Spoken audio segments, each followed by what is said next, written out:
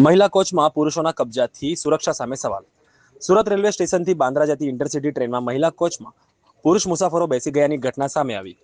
મહિલા મુસાફરોએ પુરુષોને મહિલા કોચમાંથી બહાર જવા માટે અપીલ કરી હોવા છતાં કેટલાક મુસાફરો પોતાની સીટ છોડવા તૈયાર ન થયા હોવાનો આક્ષેપ કરવામાં આવ્યો. મહિલાઓ માટે ખાસ ફાળવવામાં આવેલા કોચના પુરુષોની હાજરીને કારણે મહિલા મુસાફરોની સુરક્ષા, સુવિધા અને ગોપનીયતા અંગે ગંભીર સવાલો ઉભા થઈ રહ્યા છે. એક તરફ મહિલા કોચમાં નિયમોનું ઉલ્લંઘન જોવા મળી રહ્યું છે, તો બીજી તરફ જનરલ કોચમાં પણ ભારે ભીડ અને સીટોની અછતને કારણે મુસાફરોને મુશ્કેલીનો સામનો કરવો પડી રહ્યો છે. મુસાફરોનો આક્ષેપ છે કે ટ્રેનમાં યોગ્ય વ્યવસ્થા અને નિયમોના પાલન પર પૂરતી નજર રાખવામાં આવતી નથી, જેના કારણે મુસાફરોને અસુવિધા સામે જોખમોનો પણ સામનો કરવો પડે છે. હવે સવાલ એ છે કે મહિલા કોચમાં પુરુષ મુસાફરોના પ્રવેશ પર રોક લગાવવાની જવાબદારી આખરે કોની? મહિલા સુરક્ષા. મહિલા મુસાફરોએ રેલવે પ્રશાસન પાસે મહિલા કોચમાં નિયમિત ચેકિંગ, યોગ્ય દેખરેખ અને નિયમોનો ભંગ કરનાર સામે કડક કાર્યવાહી કરવાની માંગ કરી છે.